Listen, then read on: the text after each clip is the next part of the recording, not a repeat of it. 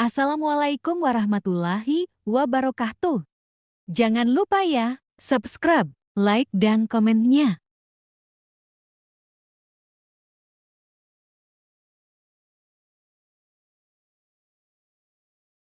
Mary Riana, B. Yang lahir 29 Mei tahun 1980 adalah seorang motivator dan pengusaha berdarah Tionghoa Indonesia. Ia adalah anak sulung dan mempunyai dua adik. Lahir 29 Mei tahun 1980, umur 42. Jakarta, Indonesia. Kebangsaan Indonesia. Pekerjaan motivator. Tahun aktif 20114. Sekarang suami istri. Alpha Christopher Jenderasa, M. 2004. Anak Calvernia Mary Liu, Alfian Mark Liu orang Tuair, Suwanto Sosro Saputro, Linda Sanian. Saat terjadi kerusuhan tahun 1998, dia merantau ke Singapura dan kemudian mengambil kuliah di Universitas Teknologi Nanyang. Di sana, dia mengambil jurusan AI-nya, Electrical and Electronics Engineering. Meskipun dirinya memiliki banyak utang saat kuliah, karirnya membaik setelah lulus dan dia berhasil meraih pendapatan $1.000.000 pada tahun 2007. Pencapaiannya ini diberitakan dalam Surat Kabar Nasional Singapura Distress Times terbitan 28 Januari tahun 2007. Pada tahun 2006, dia menerbitkan buku pertamanya berjudul A Gift from Afrin yang berisi kisah pengalaman hidupnya selama di Singapura. Buku ini menarik perhatian publik Asia Tenggara, khususnya di Singapura. Buku yang berjudul Mimpi $1.000.000 itulah sebuah judul buku inspiratif dan motivatif yang terinspirasi dari kisah Mary Riana, seorang entrepreneur wanita yang sukses di usia muda. Ia juga seorang speaker, trainer, dan menjadi motivator wanita nomor 1 di Asia. Mary Riana memulai pendidikannya di Sekolah Dasar SD Don Bosco Pulau Mas. Tamat dari sana, ia kemudian masuk di SMP Santa Ursula dan juga SMA. Ia lanjutkan di sekolah yang sama, yaitu SMA Santa Ursula yang merupakan sekolah Katolik khusus perempuan yang berada di Jakarta Pusat. Setelah lulus dari SMA, Mary Riana ingin melanjutkan kuliahnya di Universitas Trisakti, namun cita-cita untuk kuliah di jurusan Teknik Elektro Universitas Trisakti buyar karena kerusuhan besar di tahun 1998. Hal inilah yang kemudian akan merubah takdirnya. Karena kondisi yang tidak aman akibat kerusuhan tersebut, Mary Riana kemudian memilih kuliah di Singapura untuk menghindari hal-hal yang tidak diinginkan. Ayah Mary, yaitu Suwanto Sosro Saputro, memutuskan untuk mengirim anaknya belajar di luar negeri.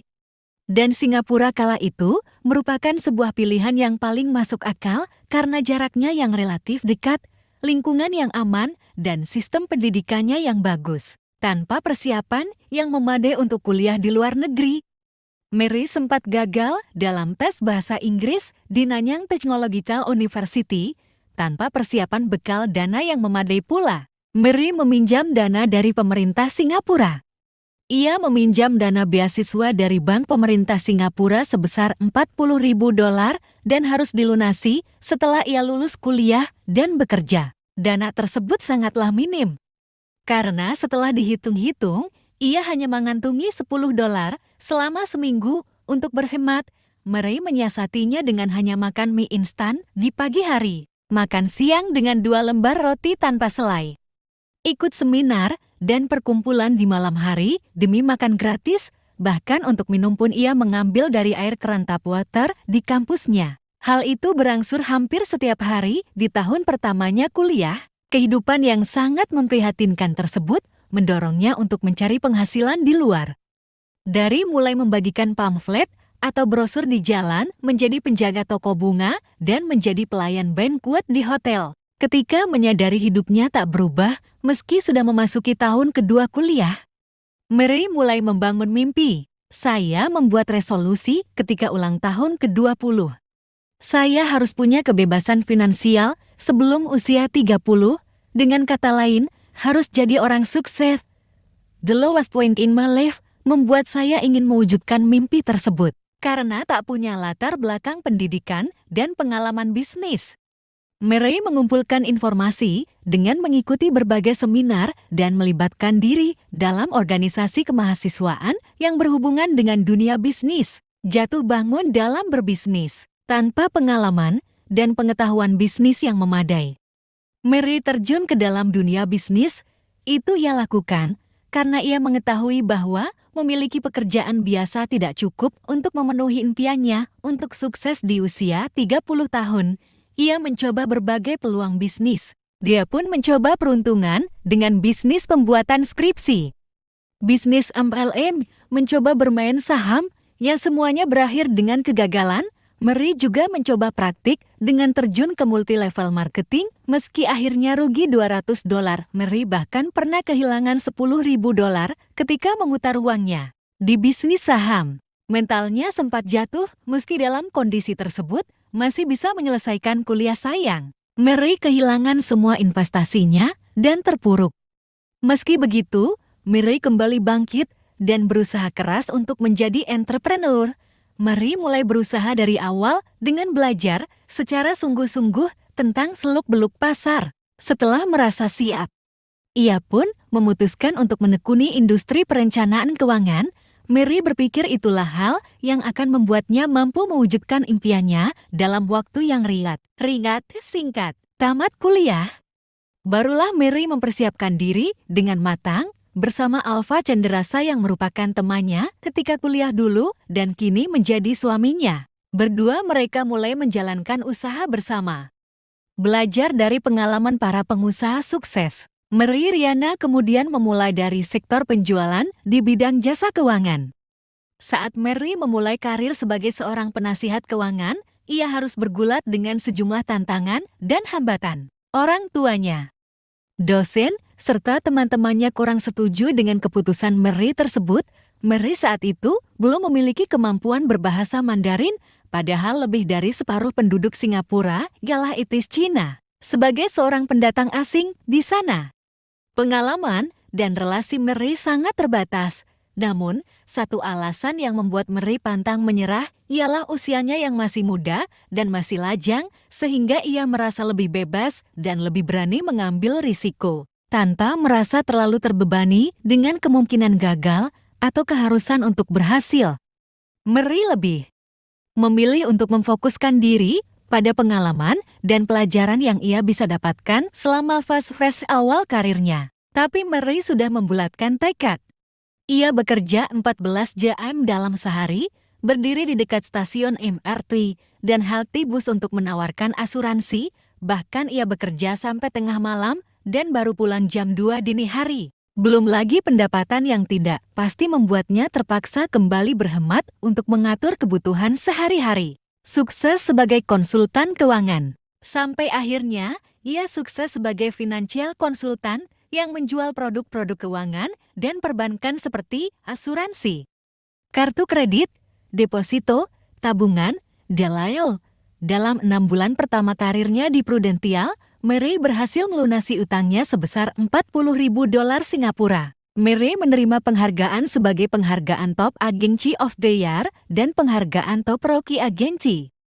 Hingga kini, Mary telah memotivasi dan melatih ribuan profesional dan eksekutif dalam bidang penjualan, motivasi, dan pemasaran. Dalam perusahaannya, Mary menaungi 40 penasihat keuangan yang uniknya memiliki usia yang masih belia antara 21 sampai 30 tahun. Kini, Mary Riana mempunyai mimpi untuk memberikan dampak positif bagi 1 juta orang di Asia, terutama di Indonesia. Salah satunya dengan meluncurkan buku Mimpi $1 Juta yang sangat inspiratif dan akan diangkat ke layar lebar. Mary menyatakan bahwa motivasinya tidak hanya berasal dari keinginan untuk memberikan kehidupan yang lebih baik pada kedua orang tuanya, tetapi juga dari ambisinya untuk membantu generasi muda lainnya untuk melakukan hal serupa. Buku Mimpi $1 Juta sendiri sudah menjadi nasional bestseller hanya dalam waktu 1 bulan setelah peluncurannya. Buku ini menarik perhatian publik Singapura dan Asia Tenggara karena menuliskan tentang prestasi Mary Riana menghasilkan $1.00 pada usia 26 tahun yang awalnya Meriana adalah mahasiswi Nanyang Technological University yang berhutang sebanyak $40.000. Profil kesuksesan Meriana mulai dikenal setelah muncul di artikel The Straits Times pada tanggal 26 Januari tahun 2007 yang berjudul She is made her first million at just age 26. Ia mencapai $1 juta pertamanya di usia 26 tahun. Meriana aktif sebagai pembicara di berbagai seminar, perusahaan, sekolah, dan media massa di Singapura dan beberapa negara di Asia Tenggara. Ia dikenal giat dalam memanfaatkan jejaring sosial Twitter melalui akun Twitternya di @Meriana. Kata-kata motivasi dari Meriana, berpikir positif adalah pekerjaan yang mudah. Yang Anda perlukan hanyalah jangan berpikir negatif. 2. Hidup ini seperti mengendarai sepeda, kita akan melaju terus selama kita masih mengayuh pedalnya. 3. Berubahlah sebelum perubahan itu yang akan memaksa Anda. 4. Jangan meremehkan hal-hal kecil. Hal-hal besar hanya bisa tercapai dengan mencapai hal-hal kecil itu terlebih dahulu. Dan kata motivasi lainnya yang begitu terinspirasi. Itulah sekelumit kisah perjuangan hidup seorang Meriana yang terangkum dalam biografi Meriana. Semoga pembaca kreatif media sekalian dapat mengambil manfaat dari artikel ini. Semoga bermanfaat.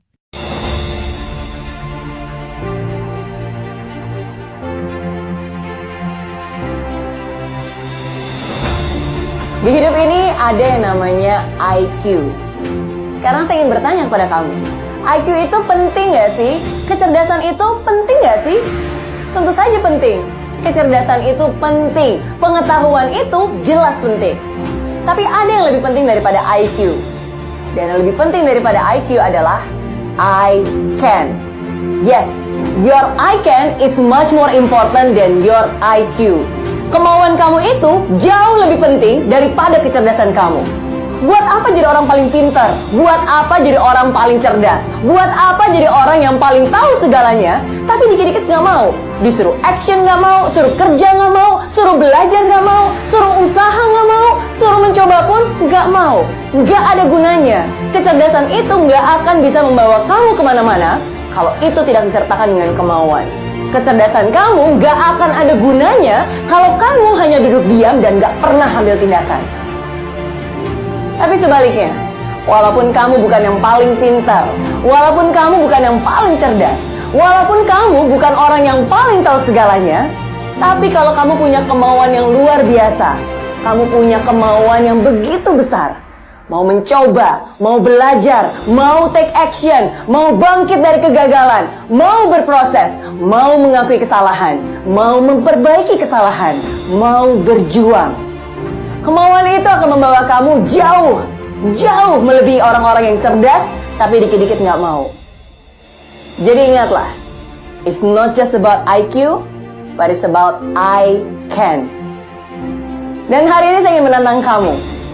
Kalau selama ini kamu meluangkan begitu banyak waktu untuk mengupgrade kepintaranmu, hari ini saya ingin menantang kamu, luangkan waktu juga untuk mengupgrade mindset dan hatimu. Have faith, be possible, take action, dan yakinlah. Yakin bahwa kamu mampu, yakin bahwa kamu pasti bisa, yakin bahwa kamu sanggup menerobos keterbatasan dalam hidupmu. Mimpi itu harus turun ke hati, baru turun ke kaki. Tahu aja nggak cukup, kamu juga harus mau. Baru kemauan itulah yang akan menggerakkan langkahmu menuju kesuksesan. Kemauan itulah yang akan membuatmu bertahan di saat begitu banyak cobaan. Kemauan itulah yang akan memaksamu untuk terus berjalan menerobos segala rintangan. Dan kemauan itulah yang akan membawamu meraih kemenangan.